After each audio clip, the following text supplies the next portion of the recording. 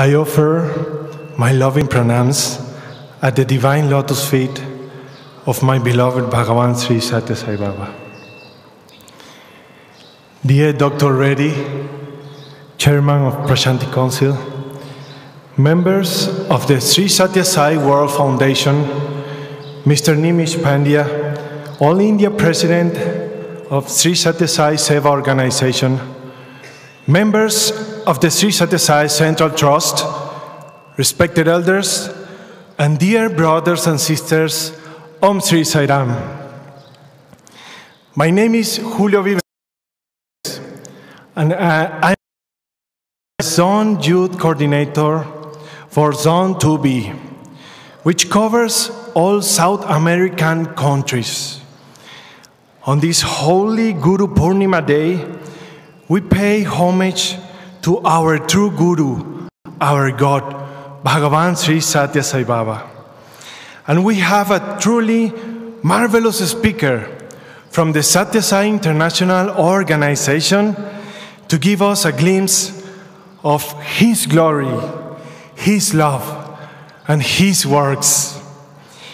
It is now my great honor to introduce our guest speaker for this evening on this auspicious day of Guru-Purnima, Mr. George Bebedelis. George Bebedelis lives in Athens, Greece. He has a bachelor's degree in mechanical engineering and a master's degree in history and philosophy of science and technology from the University of Athens.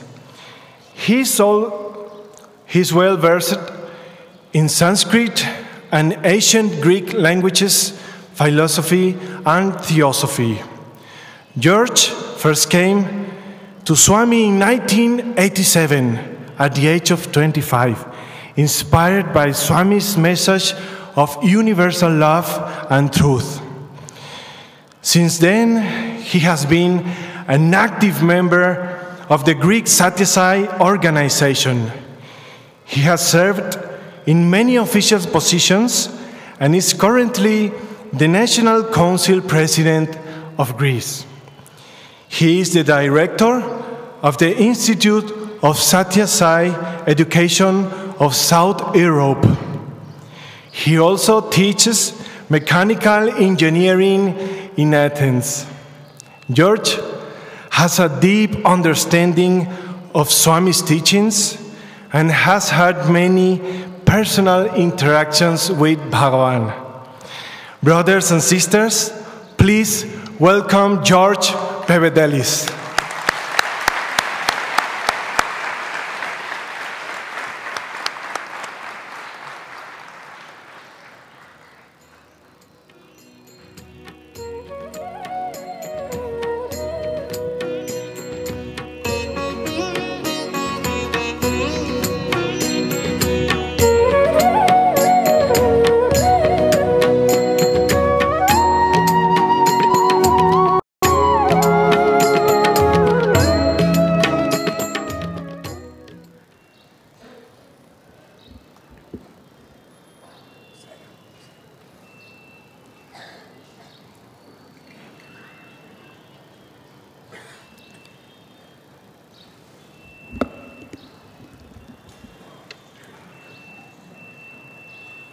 Sarvaroopadharam santam sarvanamadaram sivam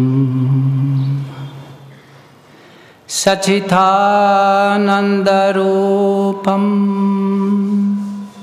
advaitam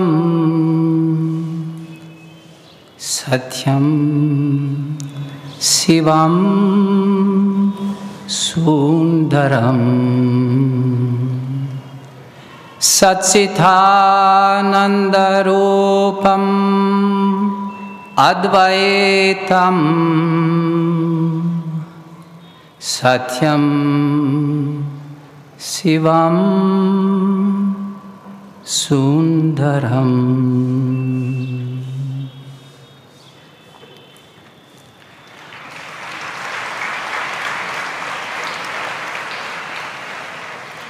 I offer my humble and loving salute of our most beloved Bhagavan Sri Satya Sai Baba, the Guru of Gurus. Respected elders, distinguished guests, dear brothers and sisters, Guru-Purnima Day. Guru-Purnima is one of the most important for all of us. We celebrate the sacred relation of teacher and disciple, which binds us with Swami. Maybe this is the case most for me, because when I first visited Prasanthi Nilayam almost 30 years ago, it happened to be Guru-Purnima. What was the purpose of my visit here? What urged me to do this long journey and face the hardships of my stay here? At those days, we didn't have all these facilities that we can enjoy now. For example, there are now small kiosks in the ashram serving ice cream, tea, coffee, even Italian cappuccino. This we could not imagine at those days. At that time, we had to sleep in log sheds, and often we didn't have even water to wash ourselves or to cool off the heat. But the longing of our heart has nothing to do with material comfort. This longing is summarized in the Vedic prayer, Asato ma Satgamaya, Tamaso ma Jyotirgamaya, Mrityur ma Amrutam Gamaya. From the unreal, lead me to the real. From darkness to light. From death to immortality. What is Asat and what is Sat? The main question that puzzled my mind was, is there a truth which is different than this apparent reality perceived by the senses and grasped by the mind, and that we normally consider as real? And is there a teacher who can safely guide me to realize this truth? With a deep longing I came here, and this longing of my soul was answered when I had the first darshan of Bhagavan Baba. I knew that at last, after long searching, I have found my true guide, who could safely lead me from darkness to light, from death to immortality. In our world today, empiricism and realism grow from day to day more and more. Empiricism experience the growth of materialism.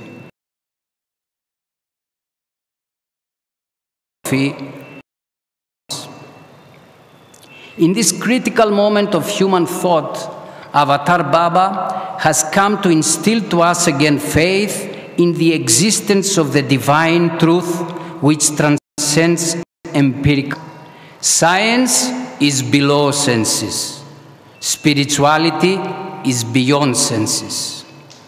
Scientists ask, what is this? What is this? What is this? Sense ask, what is that? What is that? What is that? In the ancient times, philosophy was not like today. The main focus was the knowledge of transcendental truth. In the ancient thought, there are two main streams which have nurtured with their cool waters the minds and hearts of spiritual seekers. One stream is the Vedanta philosophy of India, which is the backbone of the Eastern thought, and the other philosophy, which is the foundation of West. The two streams have a common source, which is lost in the distant years of antiquity. It is surprising how similar the philosophical principles of these two main streams are. Also, the languages in which these principles were expressed are cognate languages. Sanskrit and Greek are the two oldest languages, what the linguists today call Indo-European family of languages. Bhagavan Baba, the old, has often mentioned in his discourses the importance of ancient Greek philosophy. Great. And we answered, Aristotle, Swami. Then he continued, who was the Guruji of Aristotle? Plato, Swami. And who was the Guruji of Plato? Socrates, Swami. Then Swami, hearing the name of Socrates, was immersed in bliss. He loved Socrates so much. One time in an interview he said, the right pronunciation of his name is not Socrates, it's Socrates. This is really the Greek pronunciation. We're very, very astonished how Swami knew the Greek pronunciation. I would say that. So he was teaching young students, as I do, the same fundamental inquiry like I all the time teach. Know thyself. I have to say that before meeting Swami, though I am Greek, I had no knowledge about Greek philosophy. My field of studies was mechanical engineering. I was always a good student in mathematics, physics, chemistry, and all these subjects that we used to call positive sciences. That means science that work with what is evident to the sensory observation and can be analyzed through experimental processes. According to positivism, real knowledge is only based on natural phenomena and their properties and relations. Thus, information derived from sensory experience, interpreted through reason and logic, forms the exclusive source of all authoritative knowledge. I was grown up like this. I went to the university, I went to the Polytechnic, so my mind was like, I had a positive mind. But sometime in my young age, fortunately in my young age, the question came, is this the only knowledge? Is there something beyond? Many years ago, I took a trip during Christmas here in Prasanthi, Christmas 1993, New Year 1994, visit Prasanthi Nilayam. During this trip, following Swami's guidance, I was studying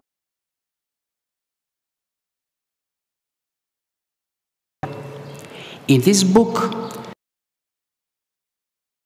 of Socrates in jail, his final teachings about the immortality of the soul. In this book, a very clear and simple definition of philosophy is given.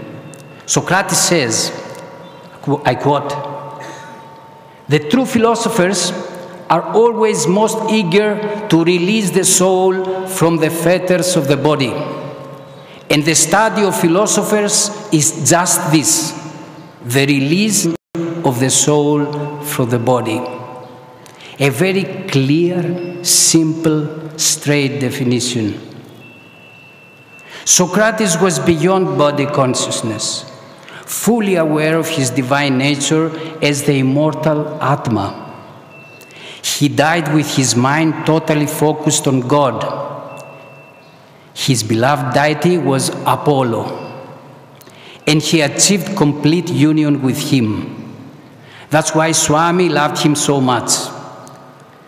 While studying in detail Socrates' teachings at that time, this book I was studying, I was bringing the book in the darshan daily. I was making notes very diligently. And I was really fascinated. At that time, we could bring books. Later, this was forbidden. But we were lucky to have our bag, to bring the book, a pen, and so we could spend. But I have to say, we didn't have this nice roof. So sometimes we had to face the sun, especially in the evening, because the sun was there, setting. And then men sitting at that side, all the sun was in our eyes. But we were waiting for Swami. This was the strength of our bhakti, of our visvasa to Swami. So while I studying in detail Socrates' teaching, I was really fascinated to discover the striking similarity with Sai's teachings. I was so grateful to Swami for having opened to me this path. I was just a mechanical engineer. Now I was immersed in philosophy. It was wonderful. Exactly as Socrates did, Swami always reminded us, reduce body consciousness, increase Atma consciousness. I will say this in Telugu because I have heard so many discourses of Swami repeating this guidance. Dehabhimanam tagginchukondi, Atma abhimanam penchukondi. I think this summarizes the teachings of Swami. His attachment to Atma, Atma. So my mind was fully concentrated on the teachings of Socrates, and I was yearning to get guidance straight from Swami. Because my master was here, I was reading this, I was expecting an interview. We had the chance to have interviews in the past, and I was waiting. Maybe Swami will give me this grace to give me guidance straight from him. Indeed, on the 3rd of January 1994, our group was blessed with an interview. It was an unforgettable day in my life. When we entered the room, Swami welcomed everybody, turned on the fan as a loving host. He gave vibhuti to the ladies and inquired about our stay in the ashram. After a while, he turned to me, looked straight in my eyes and asked me, "Boy," I was younger then, 22 years back, "Boy, what do you want?" I was prepared. I answered immediately, "I want you, Swami. I want God."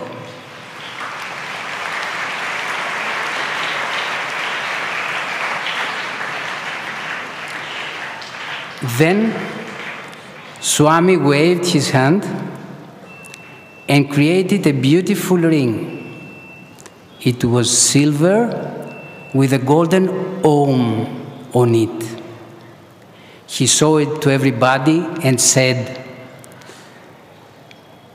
as a proud jeweler who created a new jewelry, new design, you see, new design. Then he put it in my finger, in which it fitted exactly, and remarked, "You see, perfect size." I was the happiest person in the world. I had a present from my master, and what a present! A golden Om, the most ancient symbol of divine truth. Om Ityakaksharam Brahma, says Sri Krishna in Bhagavad Gita. This one syllable Om is Brahma itself. So my happiness knew no bounds. But this was not all. Swami kept looking at me. I remember he inquired, I had a chance also to ask Swami about continuing our lessons in human values.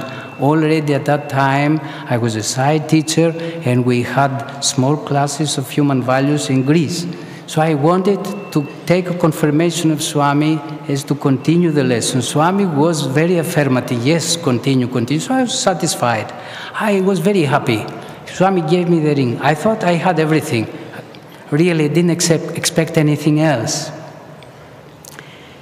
Swami was looking at me. He was going inside, then outside, then he was looking in my ears, in my eyes, I'm sorry. When he saw privately some members of the group, again he asked me, "Boy, what do you want?" What more to say? But I had to answer to Swami. And then I said, "Swami, I want peace, strength, self-confidence."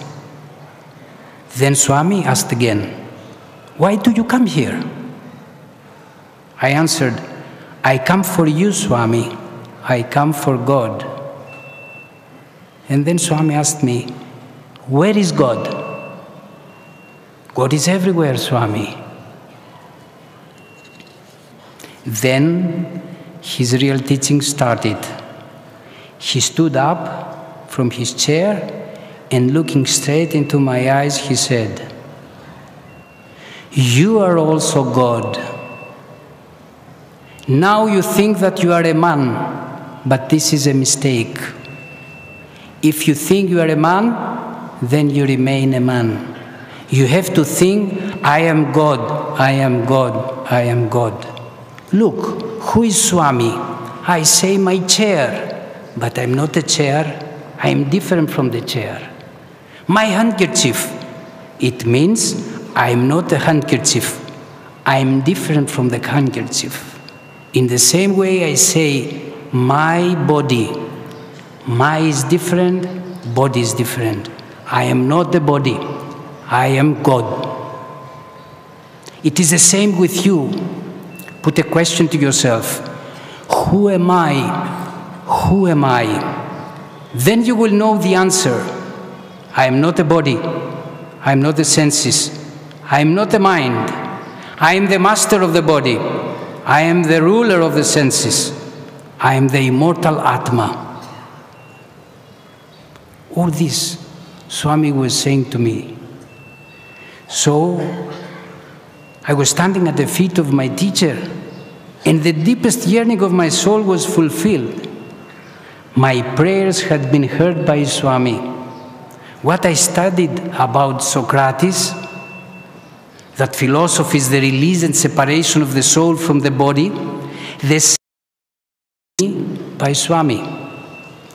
What else could I wish for?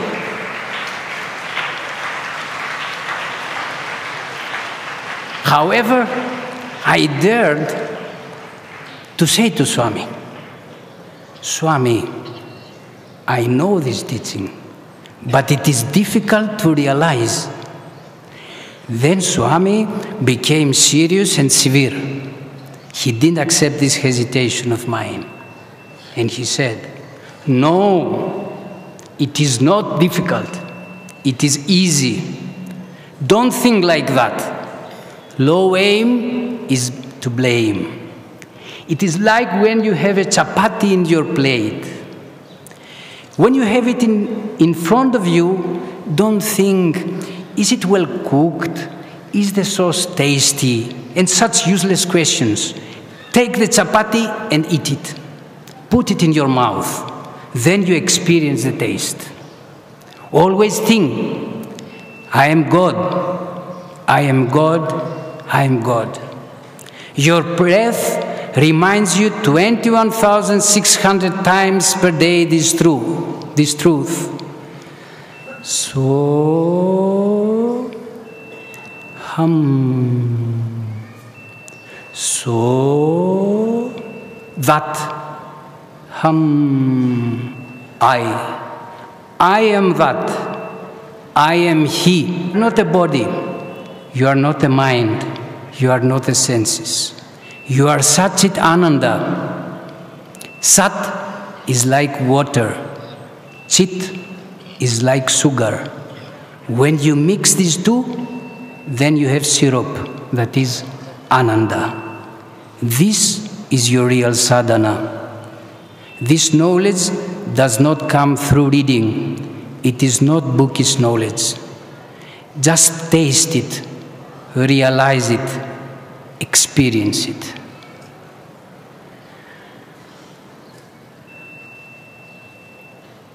Dear brothers and sisters, 22 years have passed after this divine Upadesha.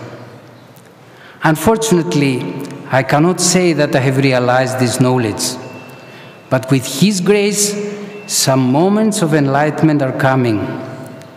Definitely, I don't lose my determination. I am sure that the full realization will come. What is needed is undivided attention to the goal and hard work. Swami has established the Satya Sai organization as the best tool of our spiritual sadhana. The Satya Sai International Organization works to help us realize our innate divinity by the royal road of selfless service. On Swami's Samadhi, out of the innumerable volumes of his teachings, just 4 words have been chosen to remind us of the easiest and the royal road to self-realization. Love all, serve all. Started by Bhagavan Baba, the global magnitude to which his work has quietly grown is astounding and unparalleled in the history of mankind. Inspired by him, the Satya Sai International Organization spreads his universal message of pure love and selfless service through approximately 2,000 Satya Sai centers in 122 countries outside of India. Satya Sai volunteers engage in many forms of service in all 5 continents around the year. Hundreds of medical camps are held to serve thousands of needy people. Service is the best way to remove the ego and expand the individual I to we and finally to he. In another interview once, Swami had asked our group, I plus I equals what? I plus I equals what? Then a very well known person in our group said proudly, Swami, I plus I equals I, only one. Then Swami was not satisfied. He said, no, this is not correct. I plus I equals we. Then we plus we, he. So the proper way is from I to we and finally to he. Swami has also developed the unique programs of Sai spiritual education and Satya Sai education in human values. Thousands of educators are working with enthusiasm and zeal in almost every country of the world in order to plant the seeds of human values in the tender hearts of young boys and girls. As the children and the youth grow up, guided by the practice of human values, they can lead the world to an era of peace and prosperity, so much needed in our world today. However, we have to remember always that the ultimate goal of this organization is to help us realize our divine nature and know the truth which is beyond the constant changes in this ocean of life, this Bhava Sagara. After all, if we remember the first bhajan that Swami taught to us, Manasa Bhajare Guru Charanam Dustara Bhava Sagara Terenam. So in this bhajan, he puts the goal. The goal is to cross the Bhava Sagara, not to stay here. Maybe this planet will not change. This is a place of duality. Good and bad won't stop to exist. Day and night is there. This is a world of duality. But we have to cross this world of duality and to reach to the oneness. Whatever we do, we have to be aware of the 2 fundamental truths as summarized by the great guru of the past, Adi Shankaracharya, the founder of Advaita Vedanta. Brahma Satyam, Jagan Mitya, Jiva Brahmaiva, Na Paraha. What does it mean? God is the only truth. The world is just an illusion. The individual, Jiva, is none other than God, Deva. Behind the apparent manifestation of this enchanting cosmos, there is only one reality without second. Truly speaking, this entire world is a mere illusion created by the mind. Bhagavan guides us to raise our consciousness beyond body and mind and realize the great truth, Aham Brahmasmi, I am Brahma. According to the well-known illustration of Vedanta philosophy, the cosmos is like a snake appearing on a rope because of the dusk of Maya, or Brahma, illusion. Swami sings,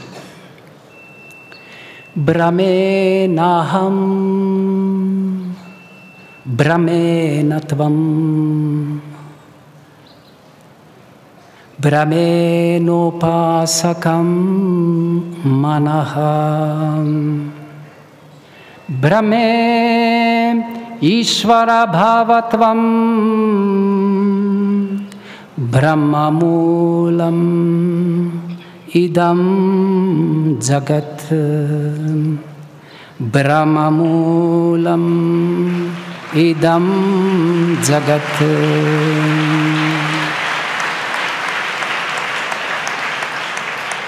This is such a profound poem. All the truth is condensed in these two verses. Brahmenaham, Brahmenatvam. The I, the feeling of I, individual I, aham, arises because of illusion. The you, tvam, arises because of illusion.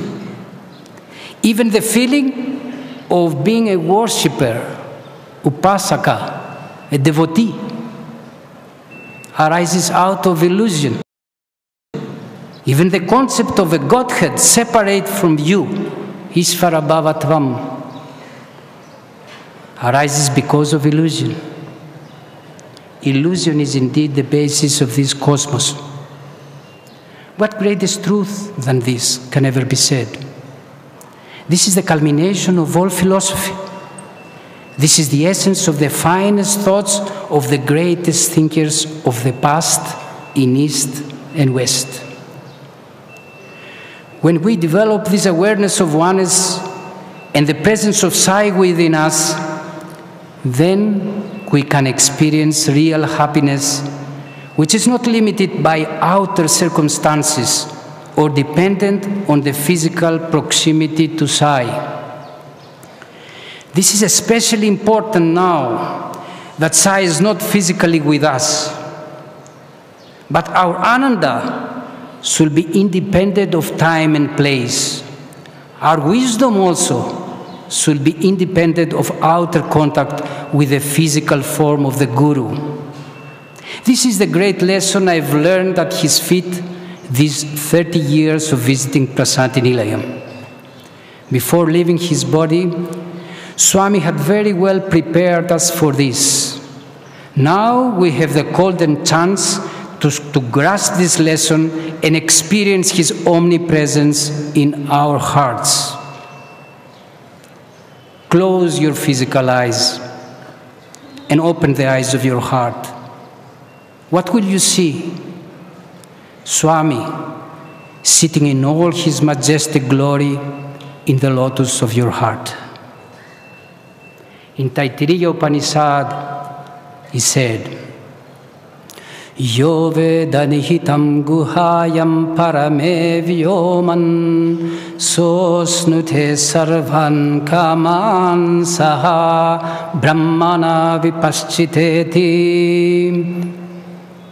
He who realizes Brahma residing in the sacred cave of his own heart has all his desires fulfilled, being in union with the all-knowing Brahma. Before ending my talk, I would like to share another experience with Swami.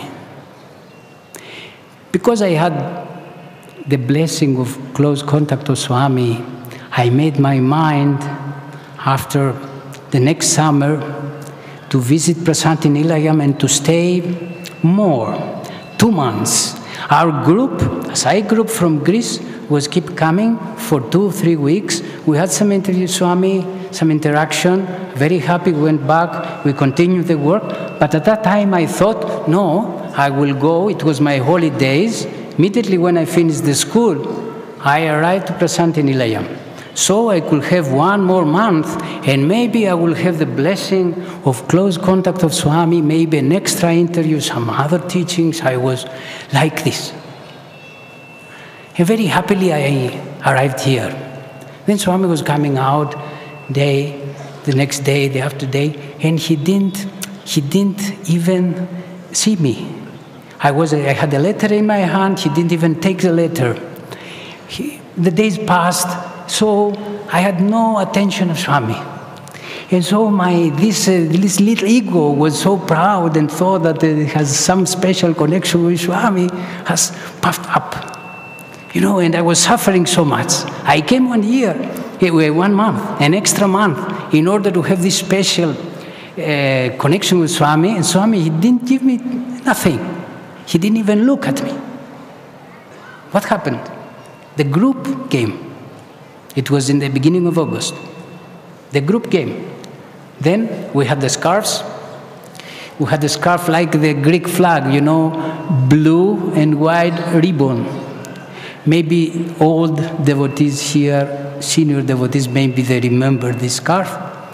And Swami, all the time joking, all the time finding a way to make a joke, he called our group Zebra Group. So when the group came, we had our scarves, Swami came. And he asked the leader of the group, when did you arrive? Today, Swami. How many? I don't remember. And then, for first time at this trip, I was sitting behind him. Then Swami looked at me and he said, you are 1 month here. Why 1 month?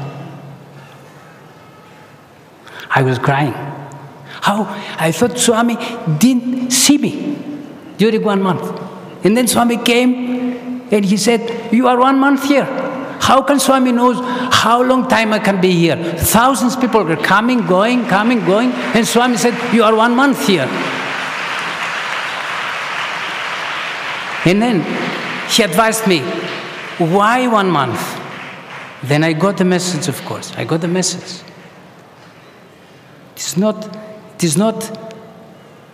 not the sadhana to stay here.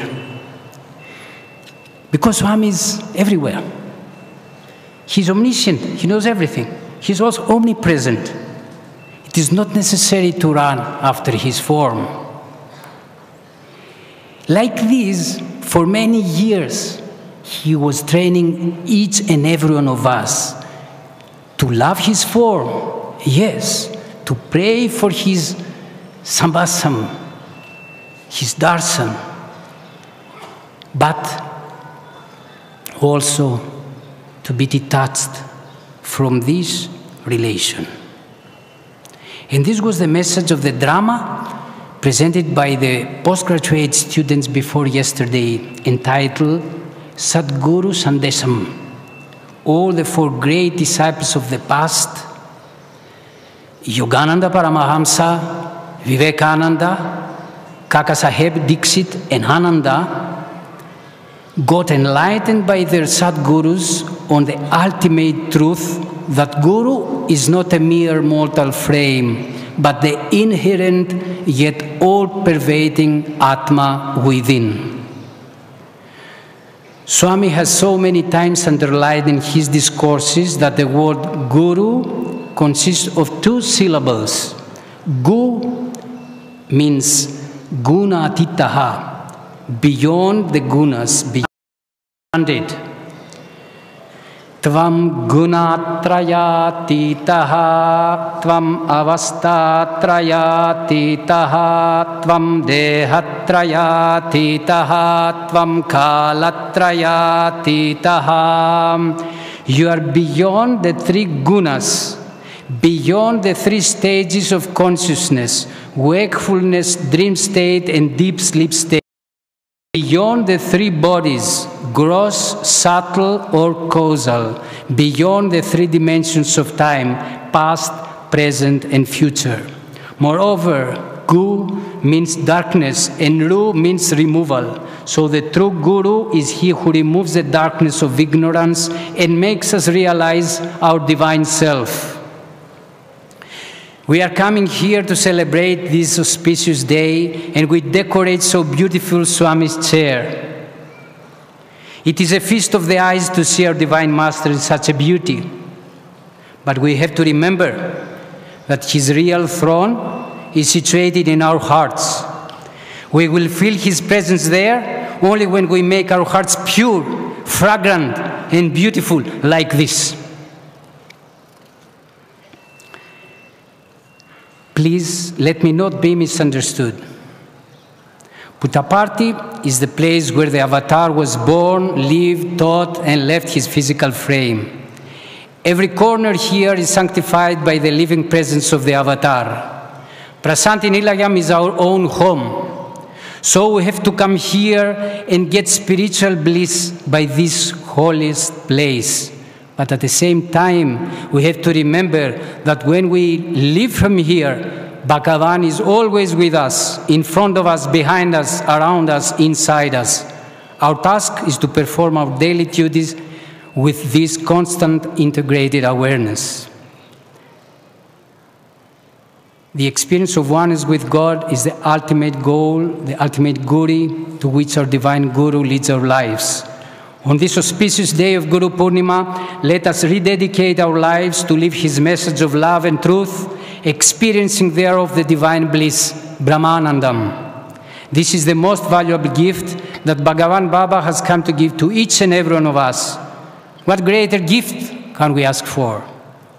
I would like to close my talk with a bhajan, which Swami loved very much, and he has sung so many times at the end of his discourses.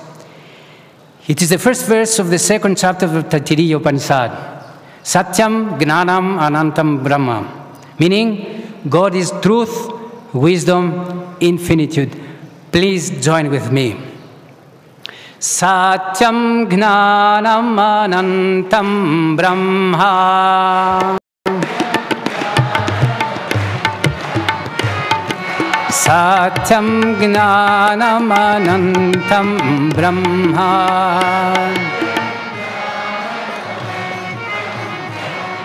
Satyam Gnanam Anantam Brahma.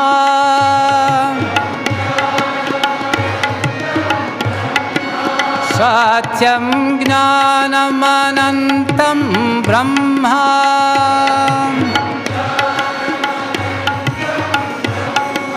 Satyam Gnanam Anantam Brahma.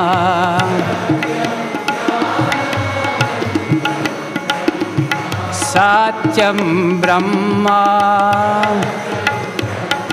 Gnanam Brahma. Anantam Brahma. Anantam Brahma. Satyam Gnanam Anantam Brahma. Satyam Gnanam Anantam Brahma. Satyam Gnanam Anantam Brahma. Satyam Brahma. Gnanam Brahma. Anantam Brahma. Satyam Gnanam Anantam Brahma. Satyam Gnanam Anantam Brahma. Satyam Gnanam Anantam Brahma. Jai Sai Ram.